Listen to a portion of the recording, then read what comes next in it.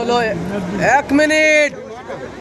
হ্যাঁ লেন শুরু কর। এই যে জায়গাটা আমরা এসেছি একে বলা হয় নেহরে আলকামি।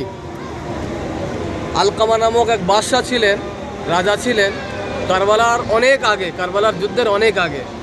তিনি এই ইরাকে সব জায়গায় ভ্রমণ করার পরে, দেখার পরে শিকার করতে বেরিয়েছিলেন। আর বেরোনোর পরে এখানে আসার পরে উনি এখান যারা বসবাস করতেন তাদের কাছে জিজ্ঞাসা করলেন কি কেমন জায়গা আছে যেখানে এসে আমি একটু অস্থিরতা অনুভব করছি। ঠিক আছে, অস্থিরতা অনুভব করছি। ইরাকের সব জায়গায় গেলাম কিন্তু এই জায়গাটায় এসে আলাদা ধরনের আমি ফিলিংস পাচ্ছি, আলাদা ধরনের মানে আমি একটু দেখছি, আমার মনটা যেন অস্থির হয়ে যাচ্ছে। কোন জায়গা? তো জিজ্ঞাসা করার পরে তারা বললো কি এই সেই জায়গা যেখানে সর্বশেষ নবীর নাতি ইমাম হুসাইন আলাইহিসসালাম এবং তার সপরিবারকে এখানে হত্যা করা হবে। এই ঘটনা আমরা আমাদের পূর্বপুরুষের কাছে শুনেছি।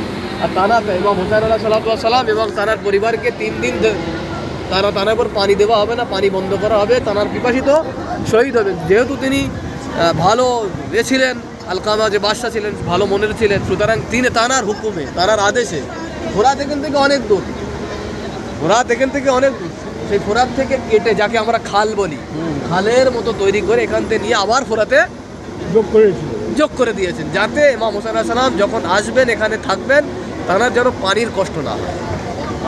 বুঝতে পারছেন কথা? সুতরাং এইকে বলা হয় নাহরে আলকামি। আর এই সেই জায়গা যেখানে মওলা আব্বাস আলাইহিসসালাম পানি নিতে এসেছিলেন। আচ্ছা, এই জায়গাটায়, বিশেষ করে এই জায়গাটায়, এটা এখান থেকে নিয়ে ঘুরে চলে গেছে। ঠিক আছে, বুঝতে পারছেন? এই হলো জায়গা।